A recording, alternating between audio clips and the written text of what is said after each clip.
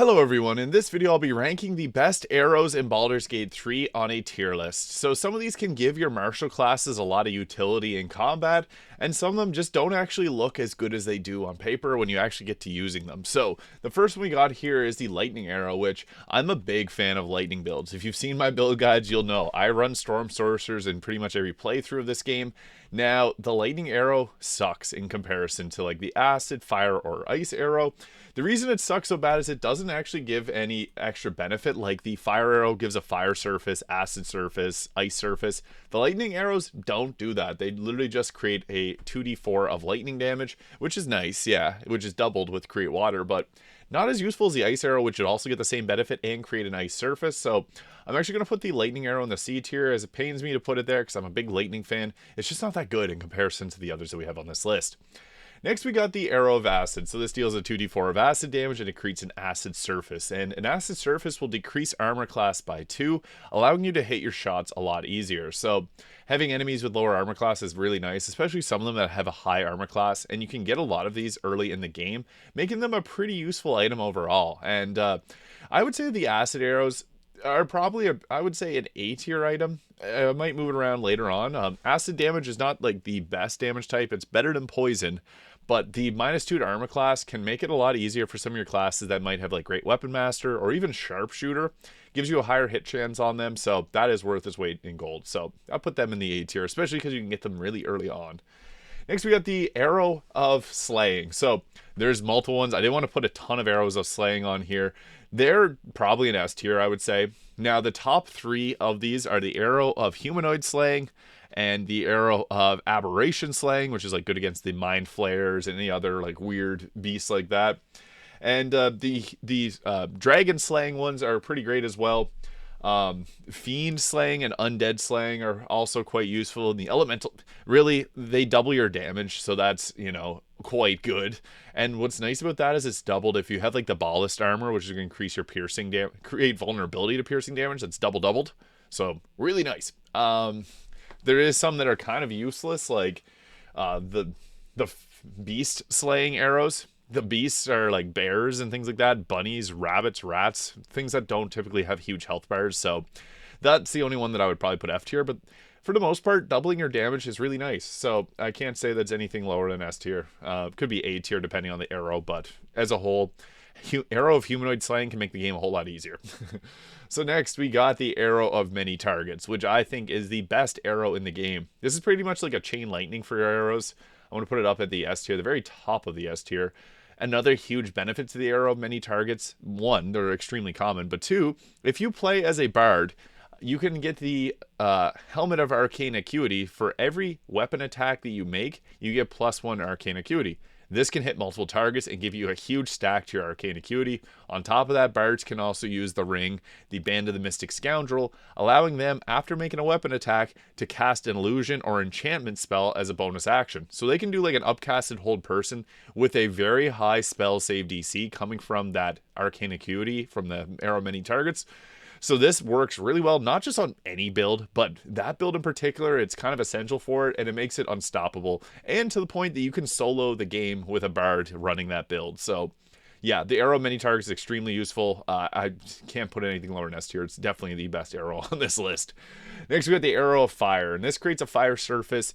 Also, what's nice about this is if you have a class that does not have an ability to create fire, and if you're a fan of barrelmancy, throwing down explosive barrels and exploding them to deal damage, they can contribute too. I want to put it in the A tier.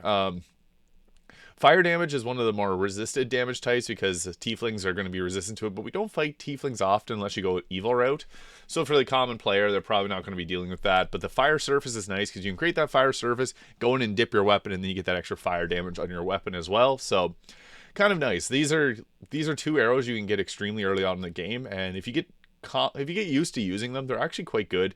They could be B tier, but I'm going to put them in the A tier for now, and we'll redecide kind of near the end. Next, we got the Arrow of Ice, and this is way better than Arrow of Lightning because both of them get their lightning and cold damage doubled by Create Water. So if a target is wet, they become vulnerable to it. So that 2d8 basically is just doubled. So you could additionally do 18 or upwards of 16 damage with one of these arrows. I would say it's probably the best of these three because an ice surface, not only does it half movement speed, but it can knock the creature prone. What's nice about that is if you shoot this at a spellcaster, if they slip and fall, they lose their concentration on a spell, making them pretty good arrows overall. They could all go in the B tier, but I'm going to put them in the A tier for now, and we'll kind of redecide in a moment. But next is the arrow of Arcane Interference, and some people kind of underrate this, I think. So what it does is it breaks concentration on a spell, and it also silences the target. So against some casters, this can actually shut them down completely, and for that reason, it makes a martial class basically like a mage buster. So I'm going to put it in the S tier because silence on shot is really good, because your classes that are going to be using these arrows don't typically have access to spells, and they can't cast counterspell, they can't cast silence, and their options for breaking concentration is just straight up attacking. But this is a pretty useful item because you can break their concentration with this and silence them all in one go. They're not very common, so it could go A tier. I could probably move these down, but we'll see where we get by the end of this. And then next we got the Arrow of Darkness. This could be the best one or the second best one. Darkness is such a useful spell in this game because you can build your entire team around darkness, but even if you don't, it can shut down the enemy pretty well. So this creates a darkness area of 3 meters around the target that it hits, and causes blindness, so it gives a disadvantage on attack rolls, and that's really useful because you can have your really any of your martial classes be able to basically cast darkness, which is a good spell in general, but even better that you can do it as just a weapon action. So that is pretty nice. I would put the arrow dark. I would say it's tied with the arrow mini targets. They're both extremely useful. So yeah, S tier for the Arrow of Darkness because darkness is so good. Next we got the Arrow of Salving. So this cures a target of poison, paralysis, and blind. Yeah, that's good. You have to shoot your target to get that to trigger. So it's all right, but I find that most people, I've watched a lot of people play Baldur's Gate. I played a lot of Baldur's Gate. Everyone has a cleric, and most clerics can do that. So also, there's a lot of potions in this game, and I feel like arrows, you can throw a potion. I'll put it in the B tier because it could be useful, and it probably is very satisfying when you pull it off, but I just find the amount of times you're going to be poisoned, paralysis, or blinded is not often, and shooting a teammate with the arrow is not going to be like your number one concern, I would say. So probably B tier for that. Next we got the Arrow of Roaring Thunder. So it deals weapon damage and it knocks back 5 meters. It's okay, I guess. Knockback's nice, but sometimes knockback's not as useful as you'd think it would be. So I'm going to put this one actually in the F tier. It might be a hot take because some people might find some use for it. If you do know how to use these well, I've never had any success with it. Please leave a comment with some suggestions on how to use it, because for me, it just feels like it's an F tier. Out of all the times I've used the Roaring Thunder arrows, I've always been like, what was the point of me doing that? So I have to throw it in the F tier just because it's something that I don't find much use for, and there's just better arrows, so I've got to balance this out. Next is the Arrow of Ill Matter, and these cause the target to not receive healing for the turn, and these are really easy to find. This is like these arrows. You can find them extremely early in the game. It's basically Bone Chill the arrow, which is nice because there's some fights where the target heals and you're screwed. So I'm going to put it in the A tier because, one, they're available early on.